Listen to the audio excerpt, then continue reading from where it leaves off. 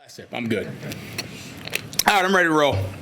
Has talked about all the dropped interceptions that he saw you guys have last year. Well, guys were able to get their hands on the ball and then, catch the ball, be kind of a differentiating factor in who plays and who doesn't. Yeah, I think we had an ample amount of missed opportunities last year. And, yeah, just we got to capitalize on those. I mean, that's the difference in points or changing momentum and changing a game around. At the end of the day, I think we've done a good job of getting better at that throughout camp. We still had some that we got to come up and away with. Now, that's not the only factor that's going to determine who's playing and who's out there and everything. But most definitely something we want to make sure we're capitalizing on this year, not leaving the field with, any opportunities just left out there for us to make big plays and change the game and the momentum of the game. How can Cruz's ball skills give another dynamic to the back end of the defense when we haven't had that type of player back there for the last few years? Cruz, he does. I mean, you look at it last year. I think Cruz had 2 interceptions last year, and he actually had a missed op against Toledo. He got an interception, but he should have had another one versus those guys. And one against Syracuse on a backside seam where he should have had. So, he had some out there, but he does have good ball skills. But one thing about him and just Cruz's mentality in general and how he goes about practice and tackling and angles and everything, he attacks the football. And that's one thing, when that ball's in the air, you got to treat it like it's yours. It's not the receiver. We call it takeaways, not turnovers. We're taking the ball away from the offense, and that's the mentality that you have to have, and that's what Cruz has when that football's in the air. It's his, and he's going to take it. So now we just got to carry that over and, make sure we get them, and hopefully we'll have some opportunities on Saturday to come away with something. Josh Guerriere is a guy whose name we heard quite a bit over the course of camp. Just what's your confidence in him, just in his game readiness, being able to toss him out there and just feel confident in his ability to hack it? Yeah, Josh is he's a talented football player.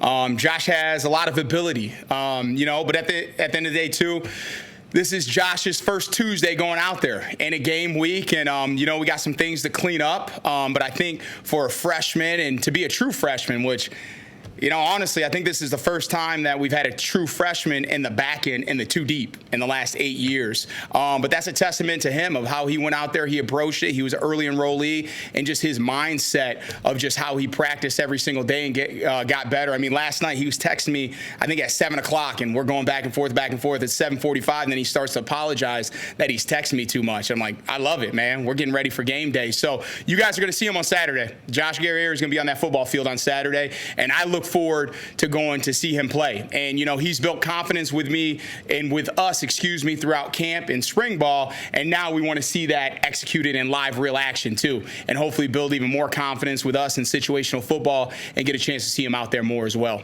There are a lot of true freshmen, not just on the safety side, but all across the 2 deep. What does that say about the youth of this team? Yeah. I think, honestly, I could be wrong. I don't know. But that's probably something you may see more of as time goes on, too, right? We had 24 kids come in last year, and I think 18 were early enrollees. So a lot of these guys, they're getting in that spring session, and they're getting those 15 practices in. So, you're getting so many kids here earlier to prepare themselves, because it's hard when you get here during the summer and you get here in June, and you just have short time. You have the OTAs or when the player-led stuff and coaches aren't around, then they don't get till camp, and camp's so expedited, and we're, ready for that season. So, we do have a good number in there. I think we have some good youth, and I think we have some good older leadership as well. I think we have some great older leadership, and we got some good youth that, puts their head down and work, and, they're coachable and want to be led and work hard. Speaking of that older leadership, what did you want to see out of Javon this offseason, spring, summer, leading into this year? Javon, leadership. One big thing, Javon was voted a captain. I mean, that says a lot. I don't think we've had a captain in the back end since 2020 with DeMar. Then 2019, Dane Jackson was a captain. But, that's so much respect and trust out of your teammates. So that's a big thing right there. Javon has been a dependable legwork of our back end for the last 2 years. I think he's a 2-year starter. Out of our 25 games, I think he started 22 of the last 25. So, as a coach, we have that trust trust in Javon. And, he's dependable when it comes down to communication, making sure everything's aligned right, everything's set. Like, I sleep at night knowing Javon's back there and we're going to be aligned right and everything's going to be in order in the back end. All right, now we're just waiting. The reality is for some of those big splash plays, too, from Von. When that ball's in there, him going to get it. All right, when that tackle, him shooting that window and going to make that play and not just always being safe. So I think we have seen some of the more out of Javon of that throughout camp, that he has done a good job. So, that's what I'm waiting a little bit more of as a coach and excited to see on Saturday and these next few Saturdays out of Javon. Looking ahead to Duquesne, they're bringing a quarterback on Saturday. I believe this is his 7th collegiate season. Yeah. Guy who's played a lot of ball. Just what's sticking out in terms of the film study, the preparation about how they can attack you offensively? Yeah, it's interesting because you got to watch two things, right? So you're watching Duquesne and you're watching their quarterback from last year, who was a very successful kid, and you're watching the scheme standpoint from Duquesne. But then for Tyler's film, we got to go and watch his film from last year at Gardner-Webb, and watch those games to see just his feel and who he is as a quarterback and sort of combine those two. He's talented. I think he was at East Tennessee State before that, and I think he threw for over 5,000 yards, 6,000 yards in his 5 seasons of being there. He's a mature kid. He's a smart kid. He's a confident kid. He can move around and create some things in that pocket and extend plays. So we have to make sure we do a good job of locking onto our guys, not having bad eyes, because some things can get extended longer. But when you're in college that long and you've been in meeting rooms and you've learned from so many different people, he's seen a lot of different looks. He's seen a lot of football. So we're ready for a kid that's going to be back there, mature and smart, and be able to handle different things that we throw at him. But he's a talented football player. Cory, what about Isabella? What stands out to you about him? He's good. I mean, he is a very, he's a football player. If you ask me, how to explain him, he's a football player, okay? I think he has high football IQ. You see him move inside and outside and them do different things with him, and him just come away with catches, sit in holes, understand leverage and coverage. I just think he's a really good football player. We're excited. I mean, very talented brother. Brother played on Sundays, comes from a good football family as well. But he's a good football player. So we're very well aware of him and what he can do. You have guys like, you mentioned Cruz, and you talk about Sean Lee, guys who played on both sides of the ball in high school and were like sort of stars, right? They had to get you mentioned Dane Jackson, Braylon was the same way. Do you like those kind of guys, particularly to play DB, a guy who's maybe a running quarterback in addition to playing on both sides of the ball in high school? Do they fit well?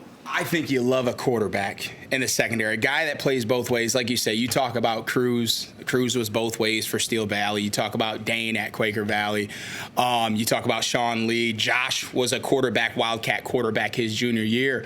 And you just like guys that play both ways in general, right? Because they have just that football playmaking ability of making plays. So, when we do watch film, we like to see guys that are DBs, that you see them on offense. If it's at quarterback, receiver, running back, Bray was a running back. Bray was a punt returner, kick returner. Kyle Lewis was a punt returner, in high school. So you like to see guys that are versatile. And like I say, seeing that playmaking ability, because they do the same thing on defense as well. They find a way to find the ball. You like to see guys that play both ways, most definitely. Sorry.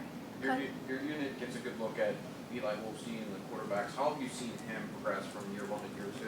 It's good. I'm excited, and even to see Eli from, you see the season to the spring till now, and just to see his growth, just secondary guy on the other side of the ball. You can see Eli's confidence, and you can see him processing quick and going from 1 to 2 to 3 and to the next thing right now. And just him having fun out there and him growing, right? Him growing as a leader, because last year, Eli, and not to say we're not always in a battle, but last year, Eli, I think, was 2 on that depth chart at this point and battling to get out there as that starting quarterback. And now sort of as he's leading that way as that starter and having that confidence and building with the team. So I think you're seeing growth from Eli from that standpoint, as well as growth from him just throughout his processing as quarterback. Coach, you talked a lot about depth throughout training camp. How do you feel about the depth overall and specifically in the secondary? I feel good. I feel good. I think we've developed it throughout camp, but at the same time, too, I look at those safeties this morning. Do I like who we have? Absolutely. They haven't played a ton of football for us either, though, right? Like, I love Josh, but he's yet to play Saturdays for us. You know, Javon's got a lot of starts under his belt. I think Cruz had about 250 snaps last year. You got Kavir Baines, who played a ton of football for UC Davis, but not for us yet. Then you got Allen Bryant, who I'm very confident in, but now we got to go out there and execute. Then the same thing on the outsides. You got Mondo, Lynham, we call him Mondo. Then you got Rashad, who's been here for a while. You got those guys coming back, played a lot of football. Then you got Shadarian Harrison, who played a lot of special teams last year, right? Then you got Sean Lee, Nigel, Rashawn Murray, which not a ton of snaps on Saturday. So we look forward to, getting those guys integrated and getting some more confidence in them of seeing them on Saturdays as well. But when you talk about just camp and everything, they've approached it the right way. They've worked hard, they got better, and they're highly coachable every single day. Right along with Javon, Kyle obviously is a defensive captain. What did he do to earn that distinction as the only junior as a captain? Who's that, Kyle? I don't know, be here every day at 5:30, work hard. Obviously you have to ask the players, but I have the utmost respect for Kyle Lewis. That is the reality. Anybody you hear, you always hear them say he's one of the first kids in the building, and his approach to the film. And I know Kyle has been voted for All-American teams, all ACC, stuff like that. And if you came in here and you spent the day here, you wouldn't think it by the way he carries himself, like any ego or anything like that. Like, he just shows up, his head down, and continues to work. And obviously I think guys respect that. But his hard work, it's not just his ability to make plays, which he's a very talented football player, but he backs it up with his hard work, and people respect that.